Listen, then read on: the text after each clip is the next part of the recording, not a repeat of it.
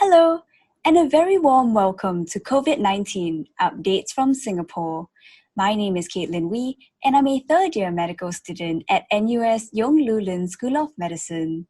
This is a series of webinars presented by NUS Yong Lu Lin School of Medicine, National University Health System, and Global Outbreak Alert and Response Network. The COVID-19 Updates from Singapore weekly webinar series will provide viewpoints and insights from a panel of leading experts in infectious diseases and related specialties and disciplines. It is now my honor to introduce you to our moderator, who is also the program director of this series. Recruited to establish an infectious disease training program in Singapore, he was the first infectious diseases head of department in the Communicable Disease Center here in 1992. He is currently Associate Vice President for Health Innovation and Transformation, National University of Singapore. Ladies and gentlemen, Associate Professor David Allen. Thank you, Caitlin. Good evening and welcome to our 21st installment of our webinar, COVID-19 Updates from Singapore. We thank you for including our webinar in your weekly schedule. We make every effort to assure your time with us is well spent. As a reminder, including tonight's episode, there are only 4 more episodes. Be sure to register for September's 3 episodes, including the finale. The topic for tonight's discussion will be science and global public health guidance in the time of COVID-19. Our guest expert this week to help us explore that subject is Dr. Maria van Kerkhove, whom I'll formally introduce after Dale's epidemiology update. Just to review our format this week, Dale will start us off with an update of regional and international COVID-19 epidemiology. Following that, I'll have a conversation with Dr. van Kerkhove on this evening's topic. Do send in your questions. We'll get to as many as we can. After the conversation, Dale will provide a weekly review of current events, and following which I'll provide a preview of next week's guest expert and reveal the mystery pandemic song of the week. Please send in your questions. We welcome your comments. It leaves me to introduce Dale Fisher, who's Professor of Medicine, National University of Singapore, Yong Lu Lin School of Medicine, Senior Consultant, Division of Infectious Disease, National University Hospital, and Chair of the Global Outbreak Alert and Response Network, hosted by World Health Organization. Dale, over to you. Okay, well, let's start off with the usual Johns Hopkins dashboard. Numbers are probably down a little bit in terms of case numbers, deaths probably likewise, a little bit under 40,000 in the last week. Just to remind people, I'm comparing the 20th of August with the 27th of August. So we've gone up about 1.7 million and just under 40,000 deaths. And as we look across the region, with the global epi curve, we see just that. It's pretty flat on both the cases front and on the deaths front. India, as we saw last week, has taken over as having the most identified cases and deaths, with US coming off its peak, which was significantly more than this, more like 70,000. So I just thought, I'm always questioning the value of the case numbers and indeed the deaths. And you'll remember a month or so ago, we talked about all-cause mortality. And thanks to Jyoti, who has recommended I do another update on this. This is kept regularly by the New York Times. And actually, they're estimating that there's over 200,000 unattributed deaths, if you like. And the way they do that is by looking at the expected number of deaths based on previous years, the current number of deaths. So this is, you can look at the various countries, and this is what the actual number of deaths in the country are.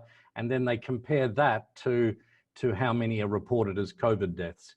And the gap is about 200,000 different.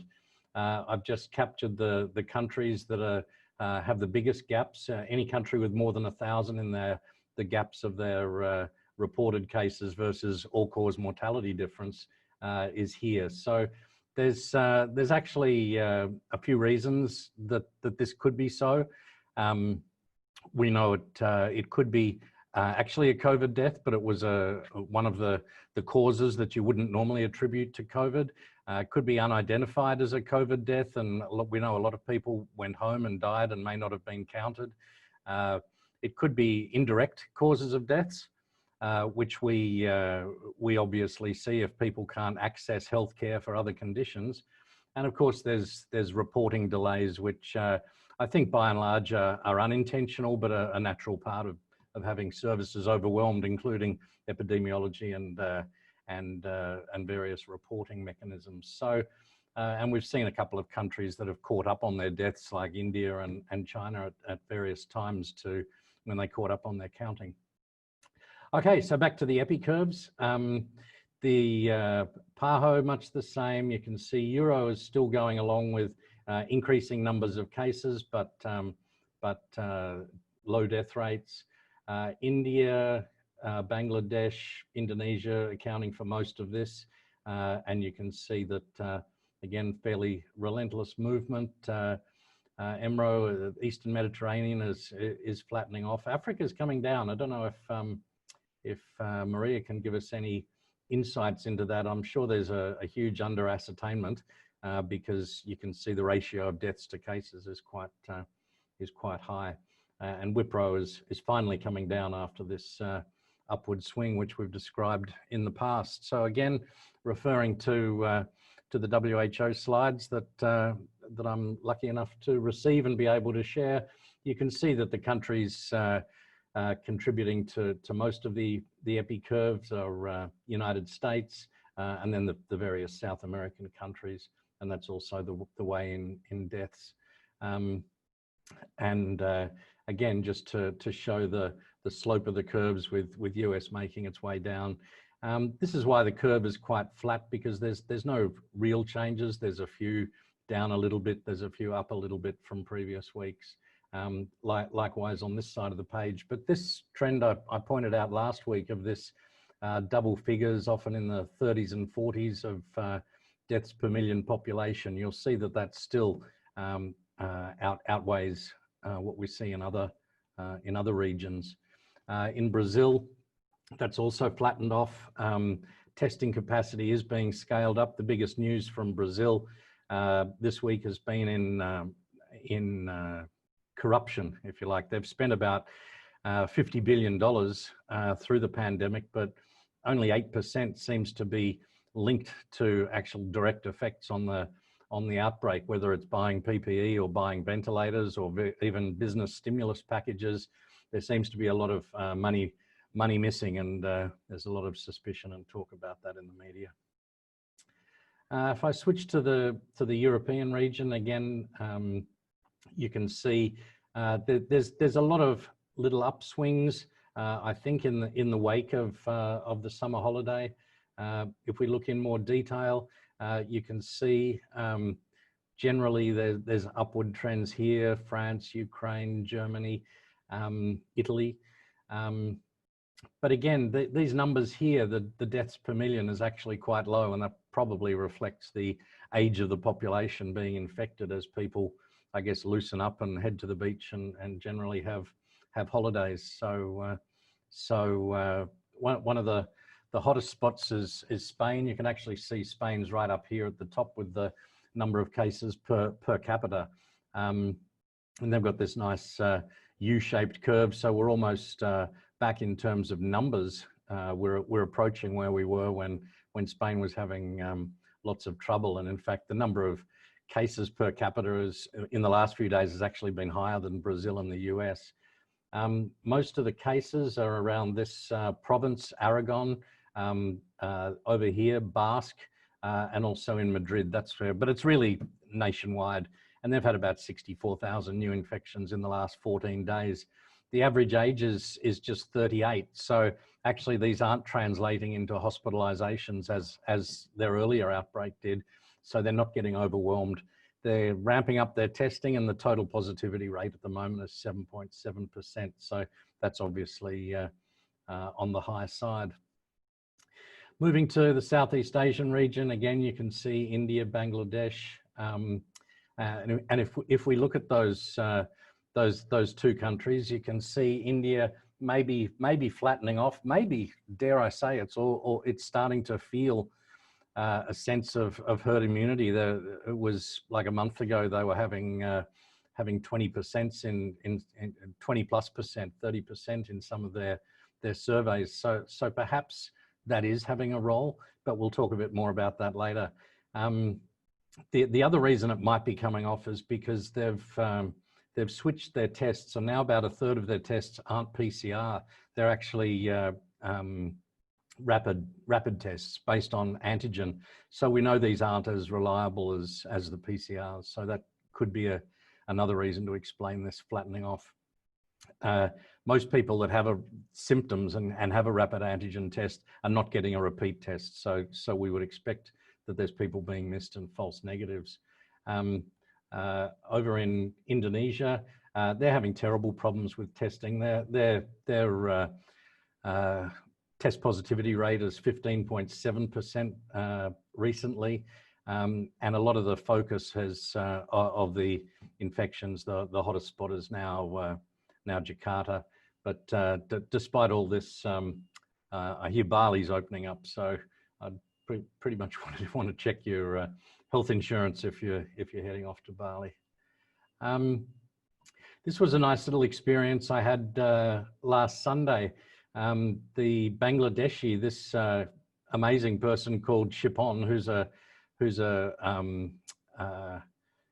what are they called? The shipping worker, runs this sort of station, and Muntazir from Sengkang, who's a hand surgeon, and Wajir, who we all know with her communications, set up a Q&A, and there were 23,000 Bangladeshi workers live, and the love was flowing in the messaging. They had really good questions on immune systems and recurrent disease and vaccines and things like that.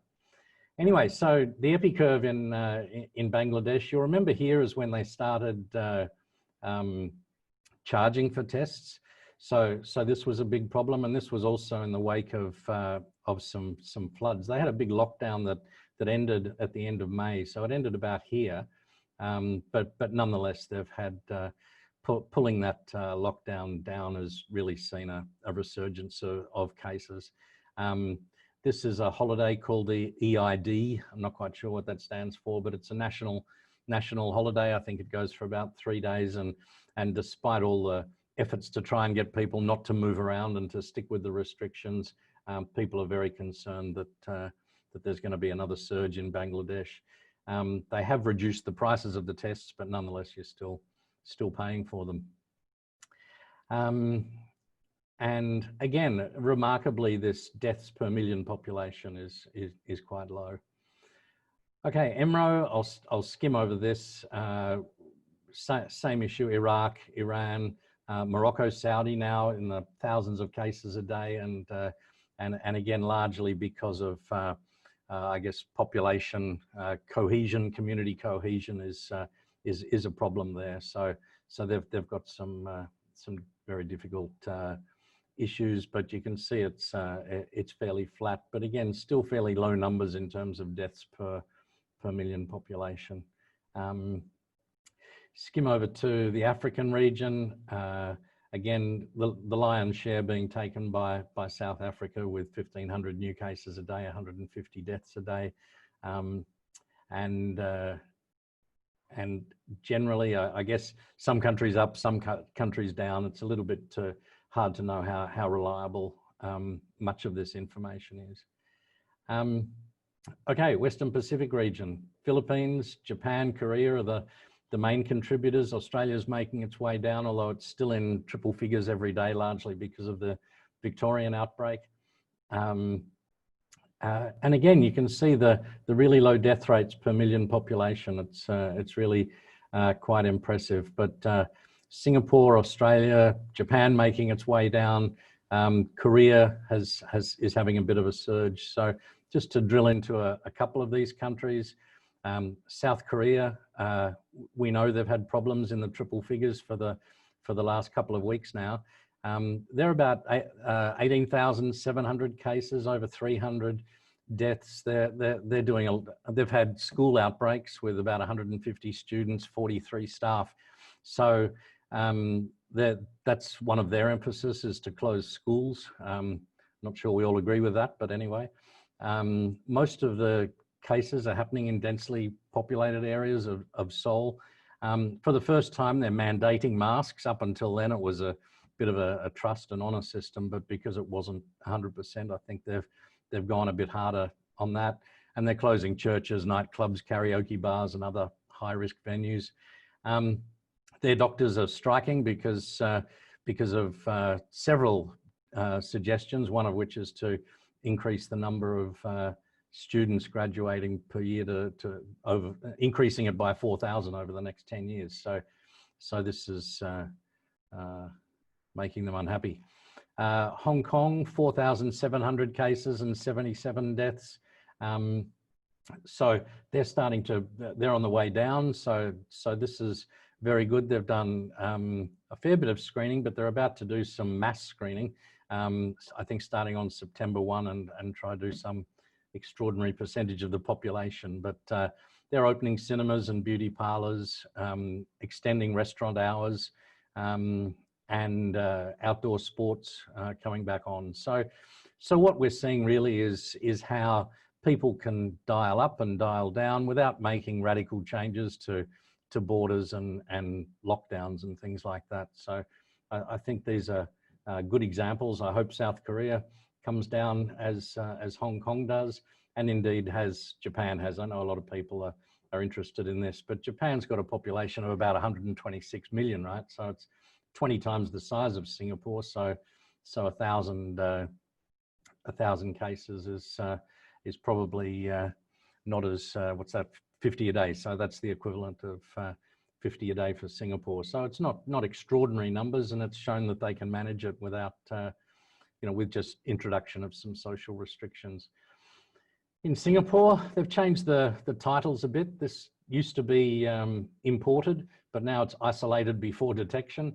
But it's, I guess, pretty much the same thing. Here's the number of community cases, continually less than 5, and those in the dorms really quite low now. There were 77 cases today, adding all these up. So the dorms are not over, but they're pretty close to being over. There's still some smouldering in 1 or 2.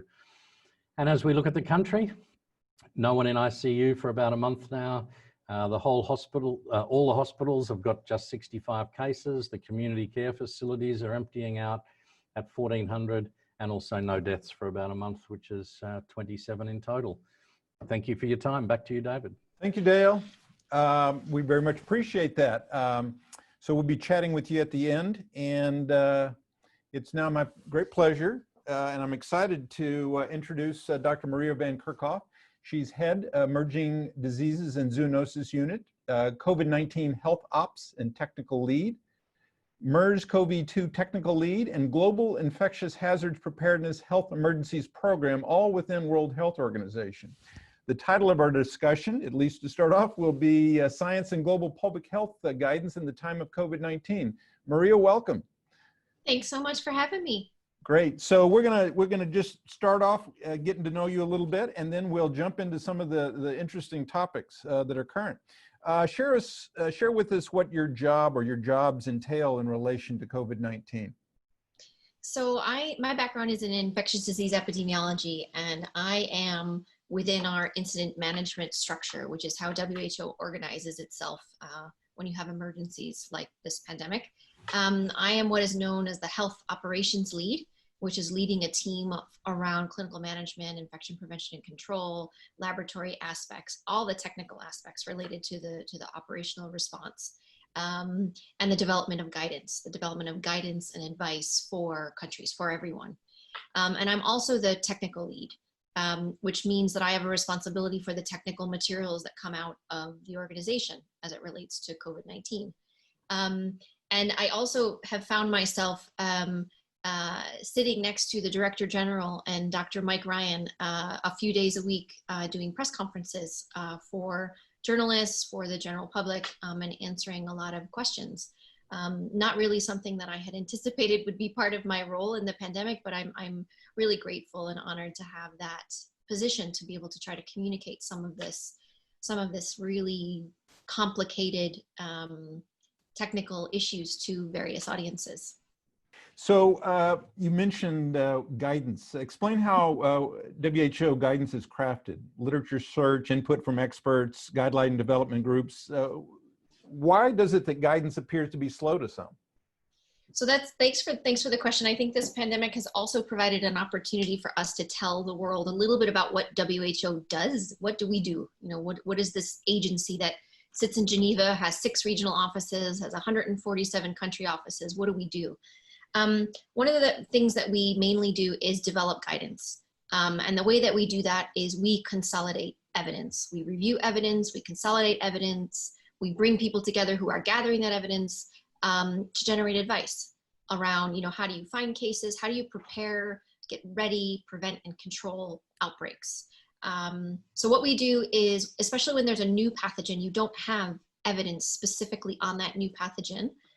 What we did for the novel coronavirus, which was called the novel coronavirus at the time, is that within 10 days of us being notified of this cluster of unknown, of respiratory pneumonia of unknown etiology, we issued a package of guidance for the world, which included surveillance guidance, which was who do you test, laboratory guidance on what samples to collect, how to collect them safely, what type of assays need to be used, infection prevention and control to help prevent healthcare workers from getting infected when they're caring for patients, clinical management on how to treat people with severe acute respiratory illness, and a readiness checklist to say, this is a novel respiratory pathogen, what do you need to do to get ready?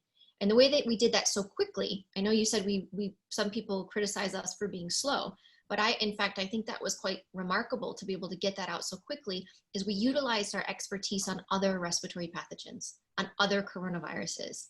And what we did is we started with the MERS coronavirus guidance that we had, and we adapted it to the situation. So we gathered what we knew about the ongoing outbreak in Wuhan.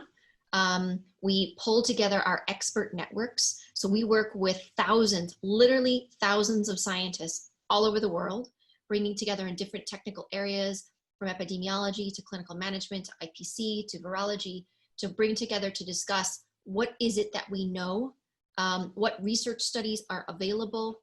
And of course, as the pandemic goes on, more and more research becomes available. We evaluate that research because not all research is good research. So it needs to be critiqued. And then we pull it together across different disciplines and say, what does this mean for advice? So we turn that evidence into advice. And that's what you see on our website when you see these documents that are published. So we have guideline development groups, which are specialized group, and there's a very formal process by which we evaluate and we consolidate and we generate recommendations, and we say whether it's based on strong evidence or weak evidence. So there's a lot of different processes that are taking place, and we're doing this all in real time. I mean, with this pandemic, we go through between 500 and 1,000 papers a day because we've had this explosion in preprints.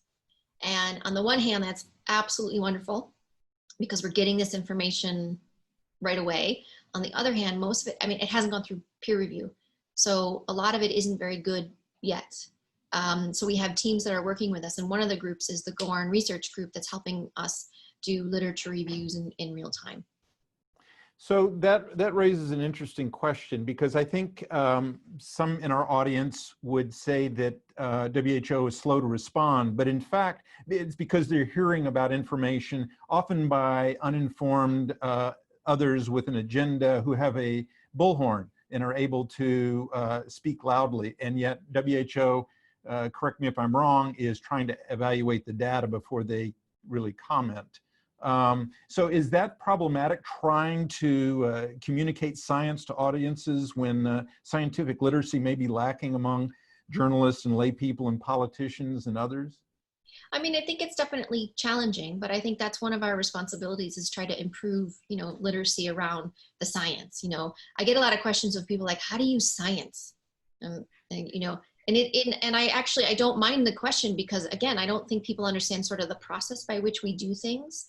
But we do need to educate people. I mean, in the era of, we had the 2009 pandemic, which was really the first pandemic in the internet world. But now it's just, there's a barrage of so much information, and anyone can have an opinion. You have so many different platforms by which people, provide information, some of it very well meaning, some of it not. So it's really difficult to actually look at what is good information. So it is up to us to kind of educate different groups and say, these are the things that you need to know. These are the reliable sources where you can get information. And we've actually worked with journalists to actually improve a dialogue between journalists, because some of this is really complex. And, recently I've gotten a lot of questions of being like, okay, I'm over it. I want the science to just be known. Like, when is it just going to be over where you just know the answer to this? And that's not how science works. Science is a process. Science is something that is always evolving and always working. And we have incredible people all over the world that we work with that are willing to work with us, that are willing to tackle these really challenging questions so that we could put the best advice out there. But we do constantly have to communicate what it is that we're doing, what it is that we know, why we don't know certain things yet. And I think most importantly, what it is that we as an organization with our partners are doing to answer these unknowns. And sort of to follow with that, then there's an enormous amount of misinformation out there. Do you have a unit of WHO that is able to counter misinformation, or you just let it slide and try to correct it with? Yeah, we don't let it slide. We have a couple of units that deal with this. So we have our communications team, a department, and we've been working with a number of the different giants out there, the Googles of the world, the YouTubes, the WhatsApps, the Twitter, to make sure that good information, reliable information can be sought. Anything that is false, that is grotesquely false, can be removed. We have a group, our EpiWin platform, which is working on misinformation and the infodemics and trying to do myth busting, so when something is really wrong, and especially when something can be harmful, to make sure that we do these fact checks and we put out, we bust these myths. We really can't let it slide, because I think, there are many people that can be harmed by a lot of this misinformation that is out there. And some people have died, from drinking things that they shouldn't be drinking, and from, it's just really, it could be potentially dangerous, and it's scary. There's enough out there that's scary enough. So let's try to get good information from reliable sources, address some of these head on, the ones that we can address. But we have dedicated teams that are constantly looking and searching and finding, listening, to see what is circulating and what is it that we can bust. So you did mention in about preprint and pre-peer-reviewed articles as being potentially a source of new information, but also being potentially a trap to fall into. What are your thoughts about those? I'm aware that David Lai's providing information that there was a leaked Lancet China Remdesivir article on the WHO website. prior to publication? Yeah. So one of the things we asked for in the journals, we asked the journals to provide preprints to us, and overwhelmingly so. And thanks to Wellcome Trust and to the journal editors, overwhelmingly the journal said, sure, yes, we will send them to you. And so my inbox is full of articles.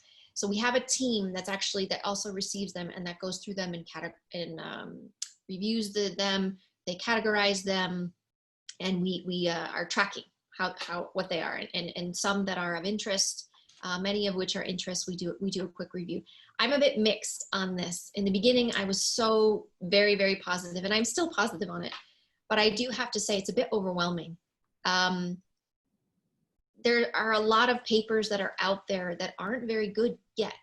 You know, I really do appreciate the peer review process. Having gone through this myself a lot of times, many times, anyone who's listening, who's gone through the peer review process understands that by the time you get the reviews back by, top scientists in your field, they critique every line that's in that paper and they challenge you, and it's a constructive challenge, and they make the paper better. The preprints haven't had that. So to give that to scientists, that's really great, but everybody else has access to those as well. And so if you look at Twitter, every day there's a new game changer. And I think that's very, very difficult. What WHO does is we consolidate the science, we look at it in its totality. And, one of the things I've learned in my career before I even joined WHO was how you evaluate science, how you look at the weight of the evidence, and how you look at everything, the experimental studies, the observational studies, clinical trials, whatever topic it may be, everything that exists, you judge, you critique the available information, and then you pull it together. What does this mean? And then we go one step further and we debate that with our international networks and say, okay, here's what we think it means. What do you think? And then how does this translate into what to do? So the preprints on the one hand are very good, but it does make things challenging, and it's just incredibly rapid. Yep. So I do appreciate the peer review process. So let's, we've got the technical lead here from World Health Organization. Let's ask a really important question, which may sound fundamental, but it's extremely important. How is SARS CoV-2 spread? So SARS CoV-2 is a respiratory pathogen. So it causes mainly respiratory disease in the people that it infects, although not all. So what it does is when somebody is infected with this virus, when they speak, when they sing, when they cough, when they sneeze, they expel these droplets that come out of their mouths. And I'm conscious of who I'm talking to, because when you talk about droplets for a scientific audience has a specific size. When I'm talking about droplets, they're various sizes, and there's a range of sizes. Some of them are smaller and some of them are a little bit larger. They're all small. And they pass between individuals. And so if I have the SARS CoV-2 virus and I'm in close proximity to you and I cough or I sneeze on you, I can infect you by those droplets going in your eyes, your nose, or your mouth. We call that droplet spread. It can also spread if you contaminate a surface and you are sneezing, or the virus particles or those droplets settle on a table and you touch the table, and before you wash your hands, you can infect yourself by touching your eyes, nose, and mouth. There are situations in which the virus can be aerosolized. So especially in healthcare settings where you have what we call aerosol generating procedures, where it makes the particles really, really tiny, and it means that the particles can be suspended in the air. And there are also situations that we're learning about that it can be aerosolized in very closed settings. Airborne transmission cannot be ruled out. But the main way that people are infected is through close contact and droplets. Okay. How common is asymptomatic spread? Ooh, that's a great question. And it's a really hard one to answer. The answer is we don't know. But what we do know, and I think what I want to make sure that I would love to be able to reframe the conversation around transmission, because it's not only about how it transmits in terms of the mode, it's about when a person transmits, meaning when they're infected, do they transmit before they develop symptoms? And we know people can transmit before they develop symptoms. We know people transmit while they have symptoms. And most importantly, it's the setting in which transmission is taking place. So for example, like I mentioned, these enclosed rooms where people are in close contact, it's about intensity, it's about duration, about that exposure. What we know about viral shedding, and there are studies that are looking at this, people appear to be most infectious around the time they develop symptoms, which includes a few days before they develop symptoms, 1 to 3 days before they develop symptoms, up through the first 5 days of illness. And that's really, really important because most people at that time, they don't think they're sick. They think they're okay. And it's very different than the first SARS virus and the MERS coronavirus, because most people there are most infectious about 10 days later on in their illness, when they're most likely already isolated. So in terms of how common is asymptomatic spread, we know that it can happen. There are some studies that are out there that are looking at contact tracing and doing testing of those contacts. So you can actually follow those. Those are really difficult studies to conduct. And there are more and more of those being published every day, which is a good sign. But I think most of the people are spreading in that pre-symptomatic phase and right at the time that they develop symptoms, early on in symptom onset. There's a bunch of modeling studies that are out there that give percentages, but they're estimates. Okay. What do we know about super spreading events? So this virus operates in clusters. This virus, there are a lot of opportunities for this virus to spread through what we call super spreading events. Unfortunately, we've seen these quite commonly across multiple countries, starting with they're mainly closed settings. So these are long-term living facilities. These are prisons. These are churches and other types of religious gatherings. We've seen the expat dormitories where Singapore has experienced, but other countries have experienced as well across the Middle East. We've seen a lot of clustering in entertainment industries like nightclubs and bars and restaurants. So what is happening is that this virus needs people, and it needs people to infect. And if we give it an opportunity to pass between people easily, it will take that opportunity. So most of these super spreading events are happening in enclosed settings, many of which are happening where you have prolonged contact between infected individuals. And in a lot of situations, you have poor ventilation. So it's important that there's a lot of things that take place. We need good ventilation, we need physical distancing, and if that can't be done, to wear a mask. And we recently provided guidance on how to make a fabric mask with 3 different layers, which came from research that we requested to be done. So there's a lot of good work that's coming out in that, but this virus operates in clusters. And as societies are starting to open up, what we're seeing is that we're seeing the outbreaks. And these outbreaks are happening in bars, they're happening in social settings, they're happening in nightclubs. So it's something that we should expect, but it's also something that we can prevent. Got 2 questions about specific countries, if you wouldn't mind. Maria Chow would like to know what's your expert opinion regarding the cause of a spike in cases in South Korea. And you wanted to comment about herd immunity in India. I did, yes. So in Korea, my understanding is that these outbreaks are associated with churches and with gatherings in churches. I don't have the full details in front of me, but again, one of the things I'm most impressed with, and I have a lot of experience with Korea because of MERS. So I was fortunate to go there. I've been there many times when I was there in 2015, and so impressed with Korea's ability to really rapidly investigate clusters and carry out all of these public health measures that the WHO has been talking about since the beginning.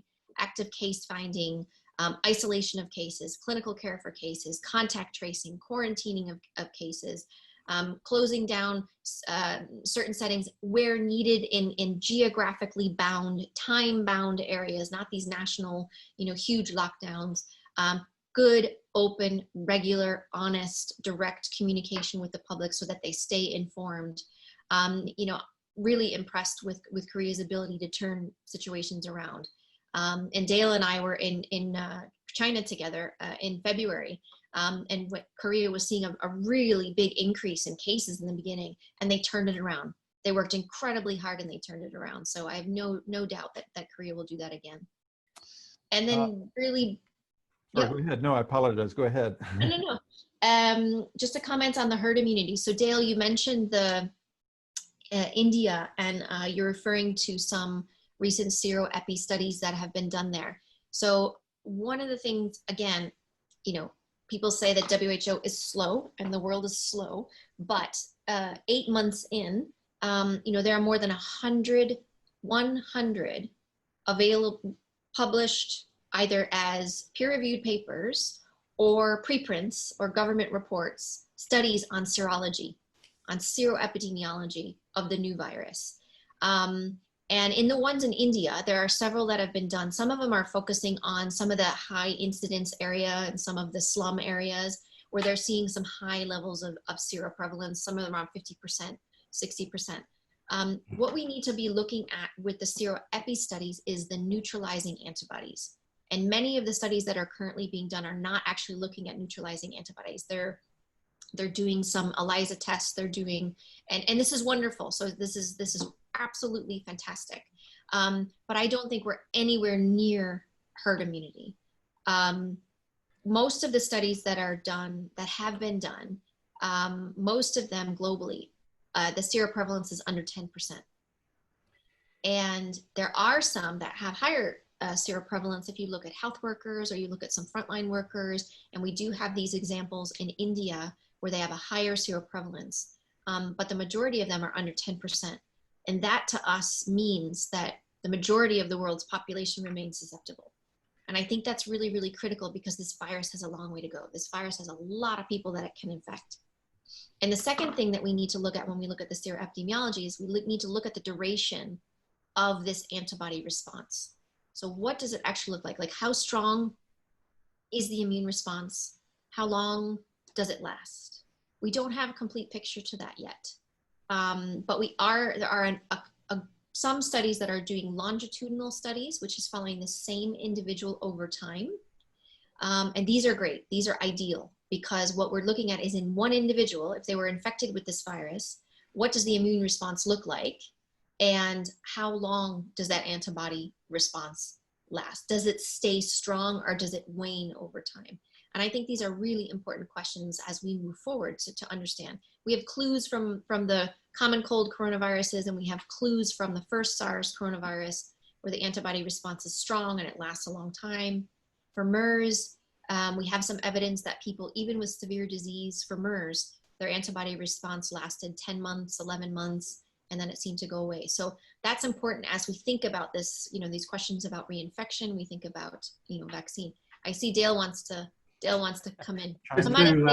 A couple of comments on the serology. Yeah, I wasn't meaning herd immunity. I was more implying if there was any sort of shielding effect starting to emerge. But I agree completely. A lot of these surveys are generally not random, and in fact, if they're from volunteers, it's going to be biased towards positive because it's going to be family members of cases that say, oh, I wonder if I got exposed, or someone that had an illness a month ago but didn't have a test, they'll be going for a check. So I think that could actually make it higher than it otherwise is anyway. Tiso Falatises from Singapore would like to know, and I apologize for butchering the name, how has the U.S. withdrawing from World Health Organization had any impact on operations? Well, I mean, we're disappointed with the news of this, but we remain completely focused on what we need to do. So we continue to work with the United States. I'm an American. And we continue to work with U.S. partners, including U.S. CDC, NIH, and a large number of academic partners across all of our international and our global networks. They're part of GORN as well. There are R&D blueprints. We are disappointed to hear that they are withdrawing, but we remain focused on what we need to do. And you're not going to have to curtail any services because of it? No, we will find a way, to continue to do what we do and serve all of the world's people everywhere. How do you, and specifically the World Health Organization, keep from being distracted by politicians railing against the World Health Organization? Well, it's been, I'll speak personally, it's been a little bit of a challenge, during the pandemic, I have to say. again, I didn't expect to have such a public role, in the response itself. So, I do see the news and I do see, the comments, and we do get our fair share of criticism, but we are all challenging ourselves. I mean, I think all of us look at what we do every day and how could we be doing more and what could we be doing better? I think that's just natural. But we stay focused on what we need to do. We keep the teams focused on the guidance that needs to go out. Even though we generate guidance, we're constantly reviewing it. So even though there's something that is issued, I mean, the next day we are looking at new evidence, we are looking at new experiences, and seeing what needs to be revised, if anything, and how can we be more clear and what can we get out. So there's so much work to do. We can't afford to be distracted. So we stay focused on our goal. We stay focused on supporting countries, on supporting people everywhere we work. And COVID is not the only issue that WHO is dealing with and that most countries are dealing with. So we need to make sure that other essential medical services continue. You can't be focused only on COVID-19. We need to ensure that people that need vaccines get vaccines, for all of the vaccine preventable diseases, that people have all of the medical services. Babies continue to be born. People still have heart attacks. So we need to ensure that essential medical services are up and running and that we are, as an organization, are supporting countries to be able to do that. As a personal twist to it, share with us how you balance the task of communicating technical scientific information to the public while avoiding having your comments taken out of context by others, potentially for purposes. Yeah, so there's always the risk, of having your words taken out of context, and I've personally experienced that as well. What I try to do at the press conferences and in any interviews or webinars like this is to try to give a complete answer and say, what is it that we know? What is it that we don't know? And just as importantly, what is it that we are doing with partners to find out more? And what is it that we are doing to try to address that unknown? So I try to give very balanced answers around whatever question it may be. I'm not afraid to say, I don't know, or I'll get back to you on that. And I think it's important that people say when they don't know to not, to really say, let me get back to you on that. But we try to give a full answer. So I think from our comms team, I think they would prefer my answers are a little bit shorter, but I would like to have it a little bit more complete and nuanced and clear. One of the biggest challenges I think I've had is, in communication, it's who are you talking to? So when we write our guidance is drafted towards the decision makers, the ministries, people who are running hospitals, to frontline workers. We're not talking to the general public when we're drafting that guidance. But when I'm in a press conference and I'm answering a question, I'm speaking to a journalist, I'm speaking to the general public, but I'm also speaking to my technical partners who happen to be watching that. And so we try to simplify language, but we're not dumbing it down. We're not, we need to articulate complicated manners clearly, comprehensively, succinctly, and then also kind of nuance it to make sure that we're not overconfident in something that we don't have a complete answer to. But I think that's hard for people to hear. A lot of people are saying, like, I don't understand why the science is evolving. I don't understand why it's changing so much. Does it mean that you were wrong in the beginning? No, it doesn't mean that you were wrong in the beginning. It means that we are accumulating evidence where, there's so much good work that is being done. And I am so honored to be working with so many people across the world that are contributing to our understanding of this pandemic and trying to help us understand, how do we live in a world with COVID? How do we bring transmission down? That's our goal. Our goal at the organization is to suppress transmission and save lives, but not at the expense of livelihoods. So how do we save lives and save livelihoods? And that is something we are very, very firmly focused on. So that leads to my next question. What's your views on lockdowns? It's a good question. So we, as an organization, we've never recommended lockdowns. We don't actually use that word. So if you hear us speak about it, we normally say so-called lockdowns, because lockdown means something different to different people, different countries. When I hear the word lockdown, I think everything shut, everything closed. Many countries didn't actually do that. Many countries did a selection of closures. Right. They did it in certain geographic areas. In some countries that really got overwhelmed very, very quickly, they imposed these so-called lockdowns or these stay-at-home measures. And in many countries that bought them some time to get their public health infrastructure in place, meaning increasing testing capacity, having a workforce to do contact tracing and case finding, training medical professionals, ordering and supplying PPE, getting hospitals staffed and ready, or making sure that there were other facilities that could care for patients on the more mild end of the spectrum, getting quarantine facilities in place. And I think many countries were in a position where they needed to use these so-called lockdowns. What I'm really hopeful for going forward, and we're seeing this with a number of countries, as they're opening up and they're seeing these clusters happen, we're seeing the targeted, time-bound use of restrictive measures. And I think that there's a balance that needs to be taken where you don't have to impose these drastic measures going forward, but you can use, they could be targeted and focused and geographically bound and time bound to help. Yeah.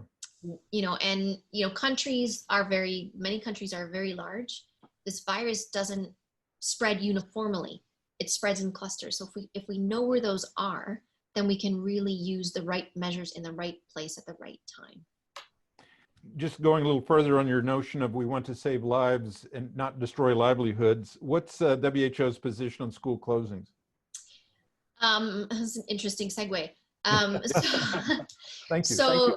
So, as you open up societies, schools are part of that, so our workplaces and so our entertainment industries and whatnot. So we recognize the importance and realize the importance of schools. Everybody does. And how important schools are not only for education, but for mental health, for security, and in many situations for food, a food source for many children. What we've done, because this virus is transmitting differently in terms of the intensity across the world, we have outlined considerations and guidance around the safe reopening of schools. So what we've done is we're asking decision makers, and these decisions need to be made at the lowest administrative level as possible where these schools are operating, because schools operate in communities. They don't operate in isolation. So if the virus is circulating in the community, the virus can enter into those schools, because it's not only where the children, it's the adults that work at those schools. So we've outlined guidance on a risk, how school systems and decision makers can do a risk assessment. And we've outlined the considerations about the safe reopening in terms of how can you do the public health measures that need to be in place within the school. Not all schools look the same. Remember that globally. You think of the schools that are in Singapore, but think about what schools look like all over the world, and high income, low income, north, south, like everywhere, urban, rural. How can we continue to do physical distancing? Do we have hand hygiene, washing stations and alcohol rub in schools? What about the use of masks in schools, and how could those be used? And we've recently issued guidance around the potential use of masks as one tool in a big toolbox that we have for control measures. How can schools do disinfection within schools? What is the plan that a school has in place to detect a suspect case, to detect a confirmed case, to carry out contact tracing within that school system? Is there a plan, and what does that plan look like? And then really importantly, how do we communicate all of this to the children that go to those schools, to the parents of those children going to those schools, to the workforce within the schools? And so there's a lot of considerations that schools need to take when considering reopening, but there are situations where schools are opening safely, but we do need to recognize that schools don't operate in isolation. So children can be infected, children can transmit the virus. There are differences in age, and it appears that the younger children tend to be youngest children tend to be infected less if we look at the seroepidemiology, and this data is very limited. But if we look at transmission, it appears that children can transmit to each other, they can transmit to adults, and adults can infect children. but there seems to be a little bit more transmission among the adolescents, the teenagers. Yeah. So all of that needs to be understood and considered when thinking about opening schools. One last question. When you're all sitting around in headquarters in Geneva having your cafe latte, and you're talking amongst yourself, what unknown about SARS CoV-2 would you most like to know about? Ooh, that's a really, really good question. I think it relates around transmission for me. I think the relative importance of the different modes of transmission, and where more information on the details of where transmission is happening. One of my first questions, and even Dale, when we were in China, it was, where is transmission happening? Where is it happening? And what we learned from China, like one of the most important things, I think, couple things that we learned from China, was that most transmission was happening in the home. And a lot of that was happening because when cases were isolated, if they weren't isolated in a medical facility, you were putting a known case at home. And in many countries right now, they're doing home isolation of known cases. And I understand that, because if you have cases in the tens of millions, we're at 23, almost 24 million cases, they can't all be isolated in a medical facility. But that needs to be done carefully, because if the virus is put in the home, it can transmit to others within the home. That's still the case. Most transmission is still happening within the home. We are seeing these clustering events, but more and more detailed cluster investigations is what I think is a big uncertainty for me. I mean, we know about the long-term living facilities, we know about the nightclubs, but again, much more detailed investigations, and we have really good outbreak investigations that are being carried out. They don't have to be carried out in every country, but if they could be carried out in a number of countries, the experience that you have with the expat dorms, sharing that experience, and I thank you for sharing that experience with countries in the Middle East who have large numbers of people that are living in expat dorms. That exchange of information, that firsthand exchange, is incredible. And again, linking back to the WHO being slow question, one of the things that I'm most proud of what WHO does is we bring people together. And so within the first week of this, we were initiating our global networks. These networks still meet on a regular basis every week, sometimes multiple times per week. That exchange of knowledge and experience is faster than any meeting, any report, any publication that can come out. And that really brings people together. And I think that that is one of the added values that we have globally. And there's no other organization on earth that can do that. Great. Maria, thank you so much. Time really flies. We're going to jump to Dale. And Dale, when we do this, Maria and I might jump in to give you a hard time. I don't think you'll have time. I'm going to have to talk really fast. Okay. Just, Maria, I remember you called the household clusters mini Wuhans. Do you remember that? You looked at the building. You did. Well, yeah. That's where the transmission was happening. Yeah. Yeah.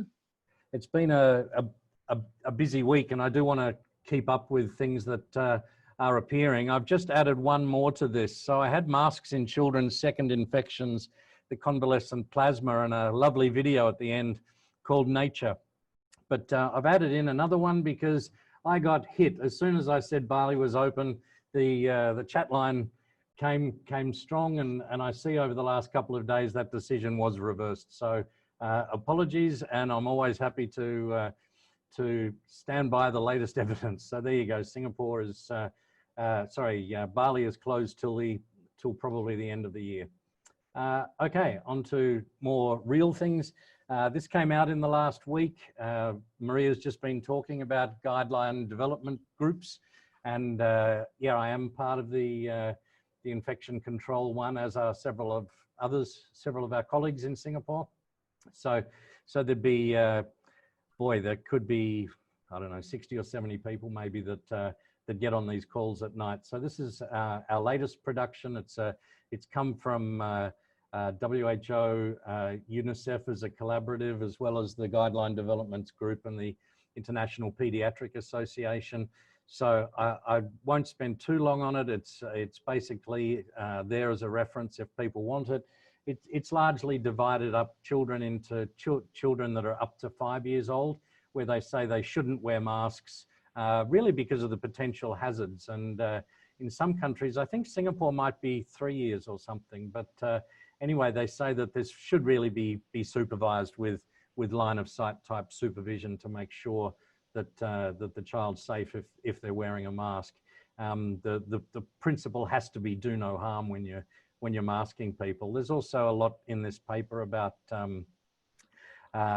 the degree to which children are involved in the pandemic, and really we believe that that perhaps the older teenagers and adolescents may be more closely involved, more like adults, but children seem to be more related to household clusters rather than starting off outbreaks, although we know obviously they can get infected. Between ages 6 and 11, it's more of a risk-based approach. So again, the risk of children getting serious disease is very low, obviously. But if you're in an area where there's intense transmission and it's socially and culturally acceptable, maybe in a particular setting, maybe in school or something, it could be an appropriate thing to do. But to cut a long story short, up to 5 years old don't, over 12 years old do, between 6 and 11, then it's really a national, well, all of them are a national level discussion, but that one particularly is a risk stratification. There's also discussion on immunocompromised children where clearly it might be advantageous, cystic fibrosis, other lung diseases. Maybe there might be a leaning towards wearing a mask to protect them, obviously, not for source control. And there's discussion about the various implementation considerations. You'd be less inclined to do it on children with significant disabilities. There's a discussion on face shields as an alternative.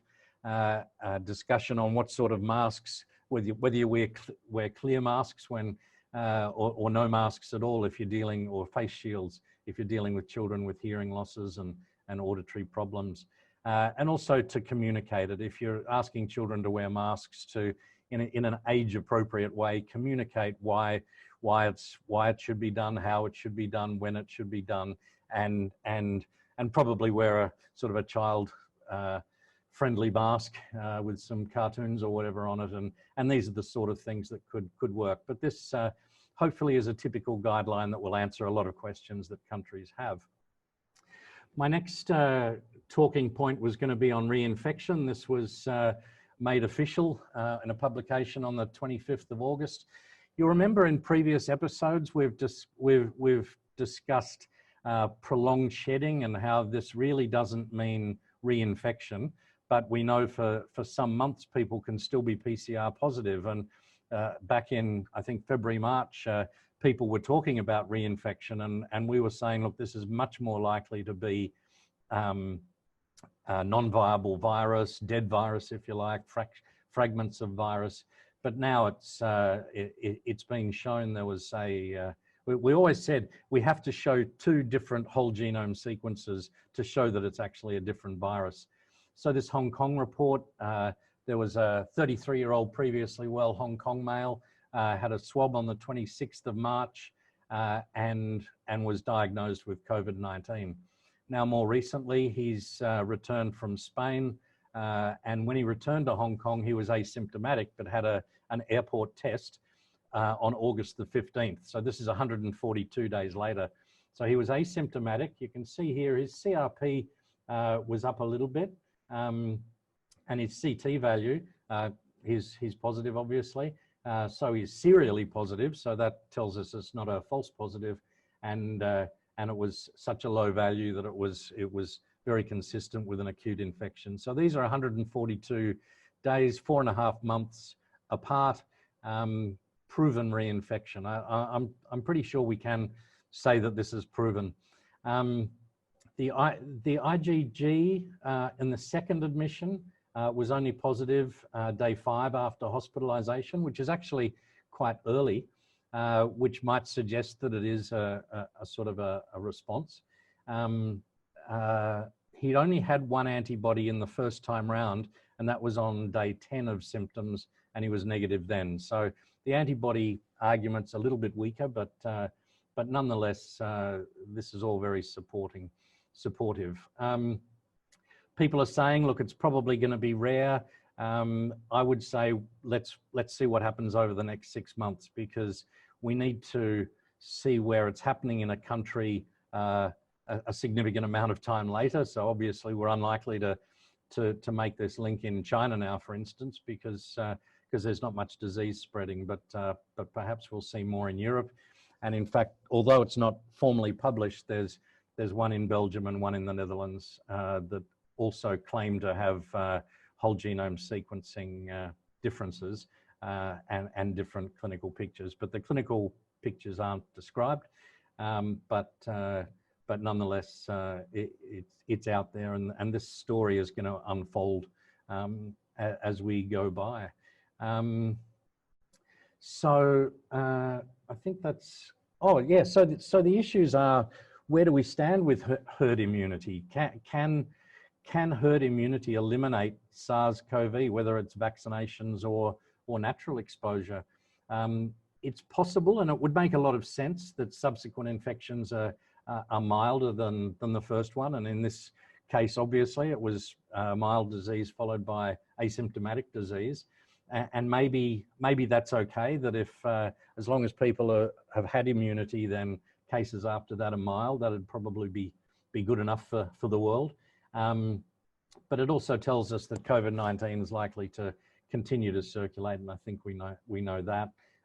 Vaccines may not be able to provide lifelong protection, however, so that's got to be sorted out, and I'm pretty sure the vaccine studies aren't happening at the moment in recovered patients. So maybe that's another arm of studies that has to go forward, and these are the conclusions taken out of that Hong Kong paper. Okay, moving on. The last one is going to be on convalescent plasma. So this has come up. This is the clinical memorandum from the FDA, and as you know, during the week, I think there's a date here, 23rd of August.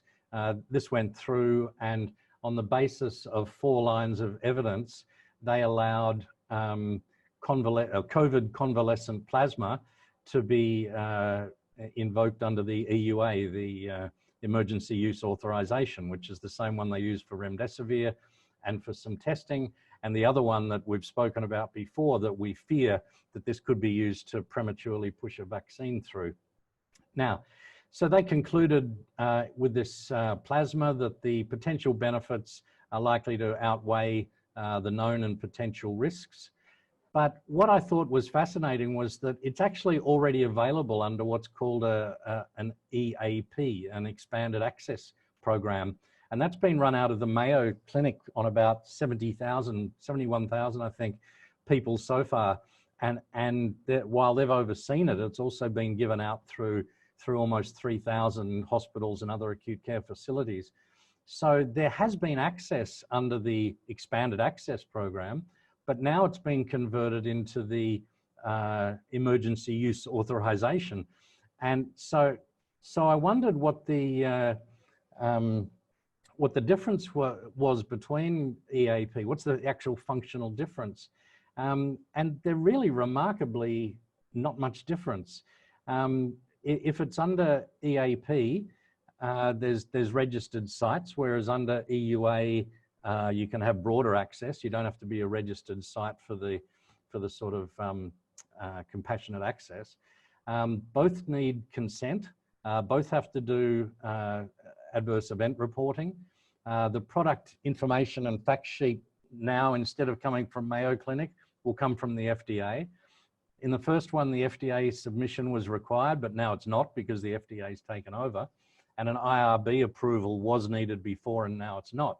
So it's really, to the patient, it's really no difference, except possibly now you can get charged for it, because earlier this month, this went through and it got an ICD-10 code. That's an International Classification of Diseases. And once you've got that, insurers and others can now charge for it. So I think in that sense, this won't be cheap. I don't know how much it is, but I think that was one thing. So let's extrapolate that to the vaccine. And this was on Twitter yesterday, and Stephen Hahn defending himself, looking forward to the completion of the trials.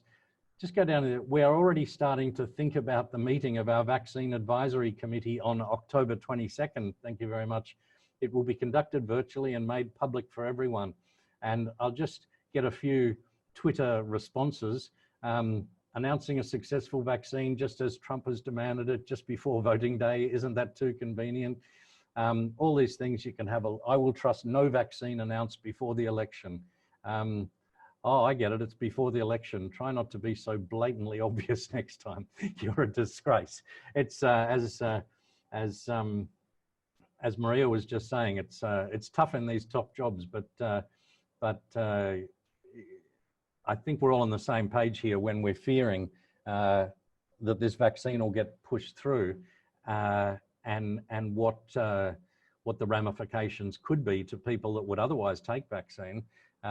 Being very uncomfortable with how this is being done, and the fact that they've actually announced that there's going to be a meeting about 2 weeks before the election to discuss authorizing the vaccine.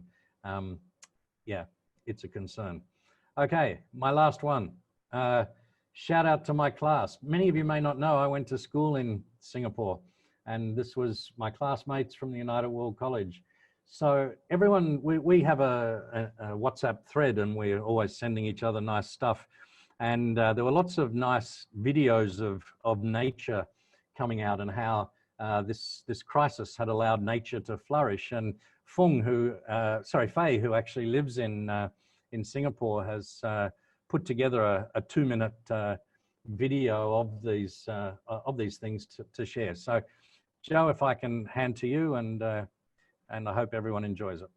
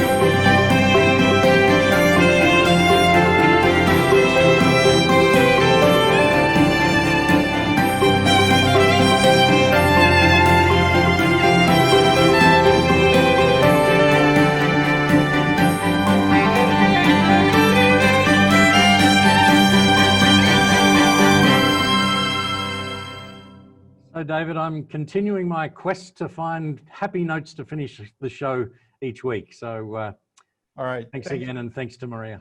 Yeah, thanks, Dale. And thanks to Faye. Good job. We want to thank Maria van Kerkhove for sharing her insight and her enthusiasm with us, and for taking time from her busy day to be with us. And we're very appreciative. Next week's speaker is Sir Jeremy Farrar, a director of Wellcome Trust and former director of the Oxford University Clinical Research Unit in Vietnam. Born in Singapore and a long-term friend of Singapore, his talk will be Global Research Strategies and Coordination.